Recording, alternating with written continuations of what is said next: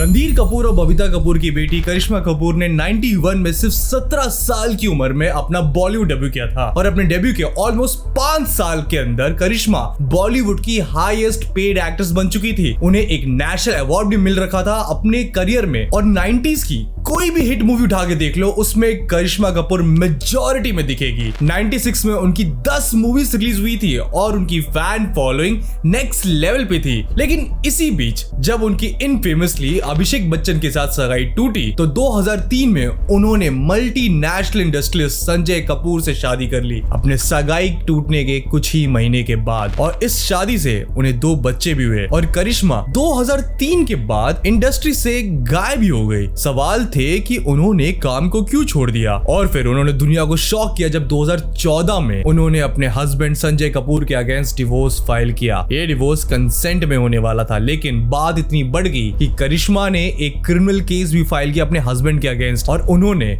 आरोप लगाया कि उनके हस्बैंड ने हनीमून पे उन्हें किसी और आदमी के साथ सोने के लिए कहा था। इवन आरोप ये भी लगे कि उन्होंने अपने दोस्तों में उन्हें ऑक्शन कर दिया था। ये आरोप काफी सीरियस थे और दुनिया भी काफी शॉक थी। 2016 में डिवोर्स फाइनल हुआ और दोनों साइड से सेटलमेंट हुए और संजय ने अगले ही साल प्रिया सचदेव एक इन्वेस्टमेंट बैंकर टर्न मॉडल से शादी कर ली। लेकिन फिर जून 2025 में संजय की लंदन में मौत हो जाती है और जब तक किसी को कुछ समझ में आता एक लीगल बैटल शुरू हो गई संजय कपूर के 30,000 करोड़ के प्रॉपर्टी पे। करिश्मा कपूर के तरफ से आया ये लीगल केस मीडिया में काफी उछाला जा रहा है। जनता करिश्मा को लालची कह रही है लेकिन कोई एक सवाल नहीं पूछ रहा करिश्मा की तरफ से ये केस आया क्यों है। क्या वो सच्ची में लालची है या वो अपना हक मांग रही है। क्या है ये 30,000 करोड़ के प्रॉपर्टी का लीगल केस और ऐसा क्या हुआ जिसके वजह से करिश्मा ने अपने प्राइम में होते हुए इंडस्ट्री से एक लंबा ब्रेक ले लिया। मैं योगी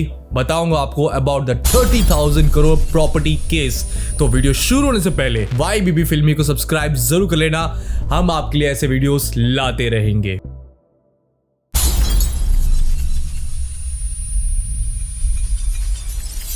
1997 लेजेंडरी राज कपूर की बेटी रितु कपूर नंदा के बेटे निखिल नंदा से अमिताभ बच्चन की बेटी श्वेता बच्चन की शादी मुंबई में हो रही होती है। इस शादी में कपूर की तरफ से बहुत लोग आए और बच्चन की तरफ से भी। इवेंट काफी बड़ा था और इसी शादी के इवेंट पे 2 लोग मिलते हैं, करिश्मा कपूर और अभिषेक बच्चन। ये मुलाकात प्यार में काफी जल्दी भी बदल गया और गोल सिंपल था, शादी। अब करिश्मा ऑलरेडी बॉलीवुड स्टार थी, उनके फिल्म्स आइकॉनिक थे और वो बहुत ज्यादा डिमांड में थी। वहीं दूसरी तरफ अभिषेक बच्चन अपना डेब्यू 2000s की फिल्म रेफ्यूजी से करते हैं। फिल्म की काफी तारीफ होती है लेकिन लगातार इसके बाद फिल्म्स कुछ खास नहीं परफॉर्म करते अभिषेक के बॉक्स ऑफिस पे। लेकिन डिस्पाइट दैट 2002 में अमिताभ बच्चन के 60th बर्थडे पे अभिषेक बच्चन और करिश्मा कपूर एंगेजमेंट कर लेते हैं और इन लोगों के बीच इस अनाउंसमेंट को पब्लिक किया जाता है। The Bachchan family with the Nanda family welcome another family into our group and that's the Kapoors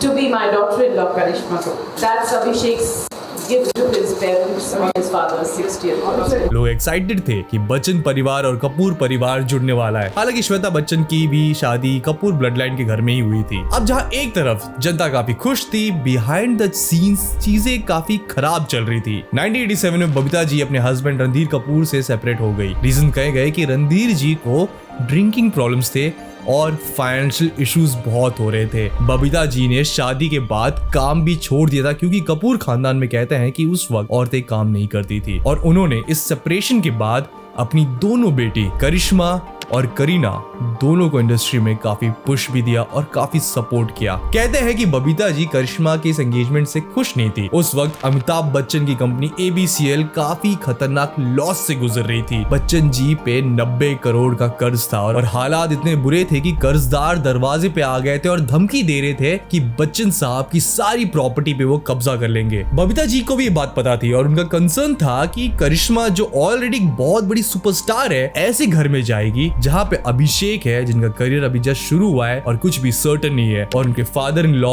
जो कर्ज में है। कहते हैं कि बबीता जी ने एक डिमांड की थी कि एक प्रीनअप बनाया जाए जहाँ सीनियर बच्चन जूनियर बच्चन के नाम पे अपनी वेल्थ का एक पोर्शन ट्रांसफर करेंगे जिससे उनकी बेटी की लाइफ सिक्योर रहे। बच्चन फैमिली काफी इंसल्टेड फील की इस बात पे। वहीं दूसरी तरफ रूमर्स आने लगे कि बच्चन चाहते थे कि करिश्मा शादी के बाद काम ना करे और एक जॉइंट फैमिली में रहे। अब कौन सी बात सच है कौन सी झूठ किसी को नहीं पता, पर एक बात तो क्लियर थी, लड़का और लड़की थे राजी पर नहीं माने काजी। 2003 की शुरुआत में ये एंगेजमेंट टूट गई। जनता शॉक थी कि ये क्यों हुआ, लेकिन फिर एक और शॉकिंग न्यूज आई जब अचानक से 2003 के सितंबर में करिश्मा कपूर शादी कर लेती है बिजनेसमैन संजय कपूर से। किसी ने भी करिश्मा को संजय के साथ कभी देखा नहीं था, तो ये रिश्ता अचानक से आया कैसे? अब करिश्मा ने आगे जाके रिवील किया कि उनकी फैमिली संजय की फैमिली को सालों से जानती है, जहाँ करिश्मा की मदर बबीता और संजय की मदर रानी दोस्त थे जब वो 18 साल के थे, और करिश्मा और संजय भी एक दूसरे को बचपन से जानते हैं। बस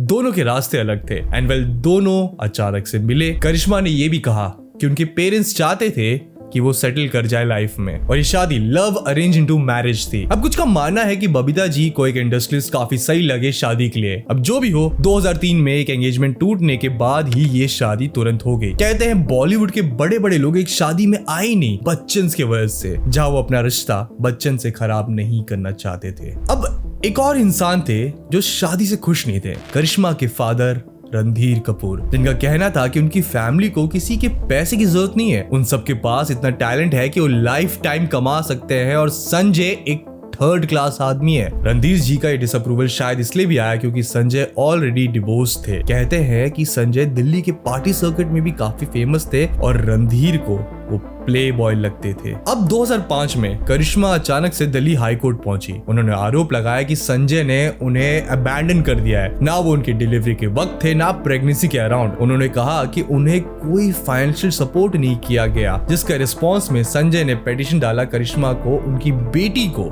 न्यूयॉर्क ना ले जाने दिया जाए, लेकिन कहते हैं कि फैमिली इन्वॉल्वमेंट ने इस मैटर को डिसॉल्व कर दिया।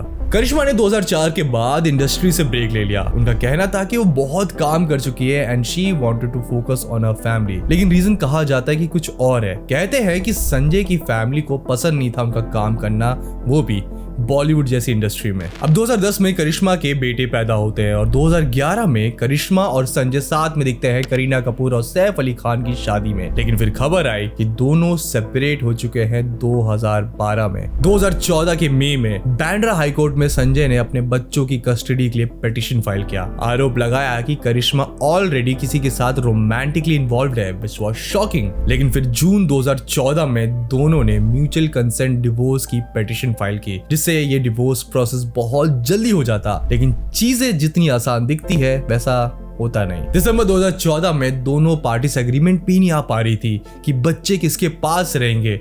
दोनों को बच्चों की कस्टडी चाहिए थी। जज ने कहा कि दोनों एक एग्रीमेंट पे आए, वरना ये म्यूचुअल कंसेंट डिवोर्स की पिटीशन वापस ले ले। और अगले ही साल नवंबर 2015 में करिश्मा ने अपने कंसेंट डिवोर्स पिटीशन को वापस ले लिया, कहते हुए कि संजय उनकी फाइनेंशियल कमिटमेंट्स और सेटलमेंट से एग्री नहीं कर पा रहे। अगले महीने संजय ने अपना पिटीशन फाइल किया। इसमें उन्होंने डिमांड किया कि जुडिशियल सेपरेशन हो। उन्होंने आरोप लगाया कि करिश्मा ने उनसे शादी किया एक रिबाउंड में उनके अभिषेक बच्चन से ब्रेकअप के बाद। Karisma failed as a wife, daughter in law and mother, और वो बच्चों को यूज कर रही है सिर्फ पैसे निकलवाने के लिए। चीजें काफी अगली हो ही रही थी कि करिश्मा ने खार पुलिस स्टेशन में एफआईआर रजिस्टर किया अगेंस्ट संजय एंड उनकी मदर रानी। आरोप काफी गंभीर थे। अकॉर्डिंग टू दिस कंप्लेन, आरोप थे कि संजय ने उनके हनीमून पे करिश्मा को उनके दोस्त के साथ सोने के लिए कहा और मना करने पे मारा भी था। संजय ने करिश्मा को उनके एक क्लोज फ्रेंड को ऑक्शन भी करने की कोशिश की थी। प्लस आरोप ये भी लगाया कि जब वो प्रेग्नेंट थी तो संजय ने अपनी मदर रानी को कहा था कि वो करिश्मा को थप्पड़ मारे, जहां मामला सिर्फ एक ड्रेस का था। प्लस संजय के कई अफेयर्स थे किसी और औरत के साथ। आरोप था कि संजय ने उनके फाइनेंशियल कमिटमेंट्स को डिनाई किया है, जहां वो 10 लाख रुपए हर महीने का मेंटेनेंस अपने और अपने बच्चों के लिए मांग रही थी। अब इस आरोप के बाद संजय ने अपने पिटीशन में करिश्मा को गोल्ड डिगर कह दिया। चीजें और अगली हो गई, लेकिन इवेंचुअली दोनों पार्टीज इस डिवोर्स पिटीशन पे एग्रीमेंट पे आ पाई। बच्चों की पूरी कस्टडी करिश्मा के पास जाएगी, जहां संजय और उनकी फैमिली को विजिटेशन राइट्स दिए गए। संजय को अपना खार का एक घर भी करिश्मा के नाम करने कहा गया और संजय ने 14 करोड़ के बॉन्ड्स खरीदे अपने बच्चों के लिए, जिसका मंथली इंटरेस्ट 10 लाख होगा, जिसे मेंटेनेंस और बच्चों के एक्सपेंसेस के लिए यूज किया जाएगा। और कंडीशन ये भी रखी गई कि करिश्मा अपना क्रिमिनल केस वापस लेगी जो उन्होंने संजय के अगेंस्ट लगाया था। और 2016 में फाइनली ये शादी एक डिवोर्स में एंड हुई। संजय ने एक शादी के एंड होते ही अगले साल एक इन्वेस्टमेंट बैंकर टर्न मॉडल प्रिया सचदेव से शादी कर ली। प्रिया की ऑलरेडी एक डॉटर थी पिछले शादी से and despite all this Sanjay Karisma के साथ हुए बच्चों को टाइम देते हुए दिखे और एक इवेंट भी हुआ जहां बच्चों के लिए पार्टी रखी गई थी और वहां पे करिश्मा और संजय दोनों नजर आए और सब चीज नॉर्मल नजर आ रही थी। लेकिन फिर अचानक से 2025 में संजय की मौत हो जाती है एंड थिंग्स टर्न्ड अगली आफ्टर दिस।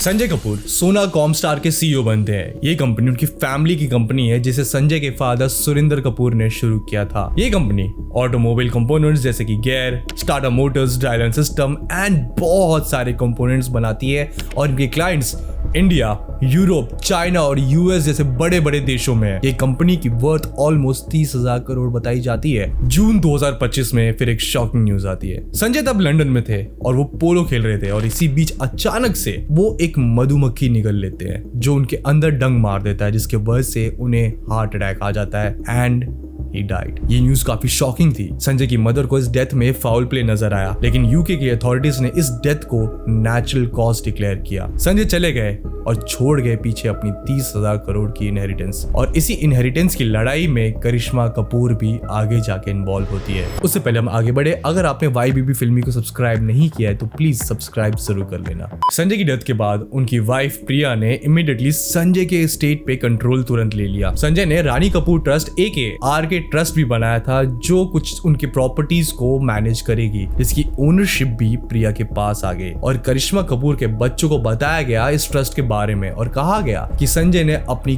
कोई भी विल पीछे नहीं छोड़ी है और बच्चों को एनुअल जनरल मीटिंग AGM जो जुलाई में होने वाली थी उसमें आने को कहा गया, जिसमें उन्हें कुछ फॉर्म साइन करने पड़ेंगे RK ट्रस्ट के लिए जिससे उन्हें उनका हिस्सा मिलेगा। लेकिन बाद में उन्हें इस मीटिंग में आने के लिए मना कर दिया गया। अब प्रिया सोना कॉमस्टार की नॉन एग्जीक्यूटिव डायरेक्टर बन चुकी थी, लेकिन इस AGM से पहले रानी कपूर संजय की मदर ने एक लेटर लिख के सबको शॉक कर दिया। उन्होंने एक लेटर लिखा कहते हुए कि उन्हें बंद कमरे में ले जाके डॉक्यूमेंट्स जबरदस्ती साइन करवा गए जब वो अपने बेटे की मौत के गम में थी और इस AGM को पोस्टपोन किया जाए और अब उनके पास पर्सनल अकाउंट्स और कॉर्पोरेट का कोई एक्सेस नहीं है। लेकिन बोर्ड ने कहा कि वो शेयर होल्डर नहीं है कंपनी के सिंस 2017 और उनका इस AGM को पोस्टपोन करवाने का कोई हक नहीं बनता है। लेकिन कहानी में फिर आता है एक ट्विस्ट। जुलाई एंड में प्रिया संजय की डेथ के 7 हफ्ते बाद एक फैमिली मीटिंग रखती है। इस मीटिंग में करिश्मा के बच्चों को और संजय की फैमिली मेंबर्स को बुलाया जाता है और ये मीटिंग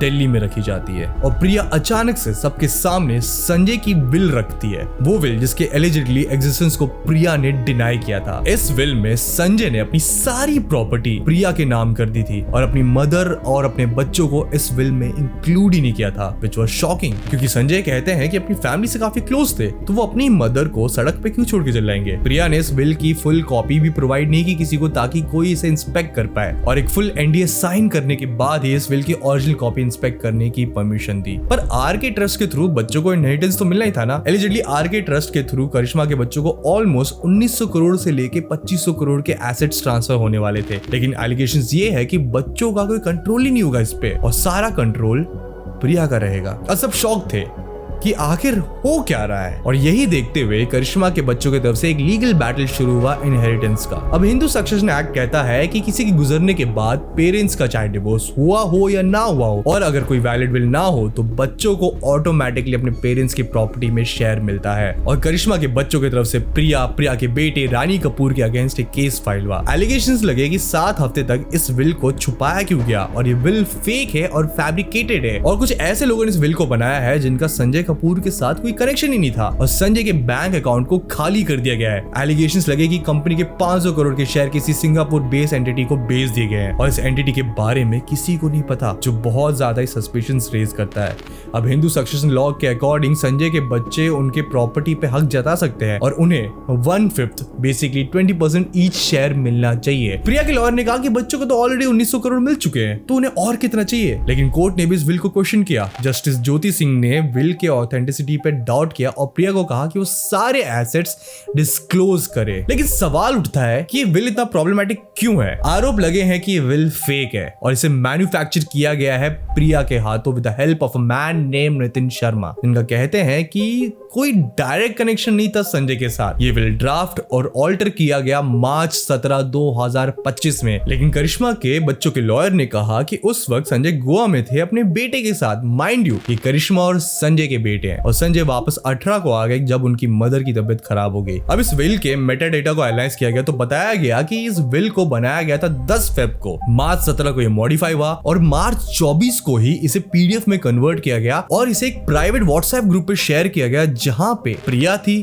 नितिन शर्मा और दिनेश अग्रवाल कपूर फैमिलीज के प्रमोटर थे। अब शायद से संजय ने ही इस विल को बनाया होगा, लेकिन एक रिच बिजनेसमैन के विल में मिले ग्रामर और स्पेलिंग मिस्टेक्स। उनके बेटे कियान का नाम मिसस्पेल्ड था, बेटी समायरा के एड्रेस की जगह करिश्मा के ऑफिस एड्रेस लिखा गया था। उनकी और प्रिया के शादी से हुए बेटे अजारिस का भी नाम मिसस्पेल्ड था। जेंडर भी उसमें गलत यूज किया गया था फॉर संजय, जहां शी एंड हर यूज किया गया था उनके लिए। प्लस ये विल नोटराइज भी नहीं है। प्लस एलिगेशन लगे हैं कि इस विल पे सिग्नेचर संजय ने किया ही नहीं है क्योंकि सिग्नेचर मिसमैच हो रहे हैं। करिश्मा के बच्चों के लॉयर ने आर्ग्यू किया कि एक हाईली एजुकेटेड आदमी जो $multi-billion बिजनेस रन कर रहे हैं, वो अपनी विल में इतने सारे मिस्टेक्स, वो भी सिली मिस्टेक्स, कैसे कर सकते हैं। वहीं भी प्रिया के लॉयर की तरफ से आर्गुमेंट रखा गया कि अगर 7 हफ्तों बाद भी अगर रिवील किया गया है उस विल को तो क्या उसकी वैलिडिटी खत्म हो जाती है। प्लस इस विल का टेम्पलेट संजय की मदर रानी से कॉपी किया गया है जिसमें सिमिलर मिस्टेक्स है और डॉक्यूमेंट्स एंड ईमेल सबका डिजिटल फुटप्रिंट अवेलेबल है और ये सारे क्लेम्स बोगस एंड बेसलेस है। ये केस अभी भी कोर्ट में है। एंड रिमेंबर, इस केस में करिश्मा अपने लिए कुछ नहीं मांग रही है, ये केस उनके बच्चों के इनहेरिटेंस के लिए है और वो एज अ लीगल गार्डियन यहाँ पे एक्ट कर रही है। अब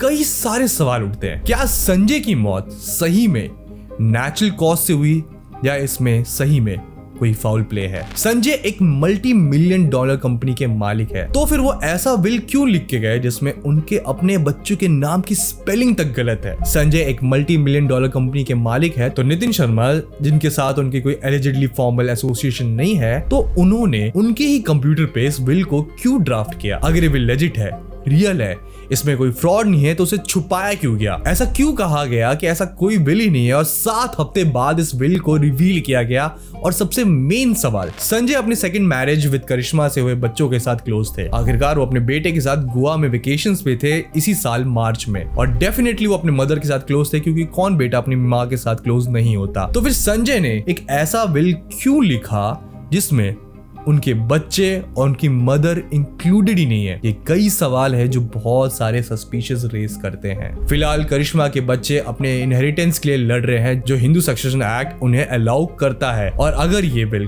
कोर्ट में लेजिट प्रूव होता है तो करिश्मा के बच्चे और संजय की मदर एंड फैमिली को उनके इनहेरिटेंस का एक हिस्सा भी नहीं मिलेगा। लेकिन अगर ये बिल कोर्ट में फेक प्रूव होता है तो प्रिया को फॉर्जरी और फ्रॉड के अंदर लीगल कॉन्सिक्वेंसेस सहना पड़ सकता है। तुम्हारा क्या ख्याल है, क्या करिश्मा कपूर के बच्चे यहाँ सही है या गलत? क्या ये बिल लेजिट है या इसमें कुछ तो गड़बड़ है? आपका क्या ओपिनियन है? वेल, आप मुझे कमेंट सेक्शन में जरूर बताना। एंड अगर आपको ये वीडियो पसंद आई है तो वीडियो को लाइक करना बिल्कुल भूलना, इससे हमारा वीडियो पुश होता है। एंड अगर आप इस चैनल पे नए हैं और आप पहली बार इस वीडियो को देख रहे हैं तो प्लीज हमारे चैनल YBB फिल्मी को सब्सक्राइब जरूर करें। अब साथ में हमारे सोशल मीडिया हैंडल्स पर भी जा सकते हैं जहां पे हम हर दिन फिल्म से रिलेटेड न्यूज एंड अपडेट्स डालते रहते हैं। तो do follow our Instagram handle. हम मिलते हैं इसी अगली वीडियो में, तब तक के लिए ओके बाय।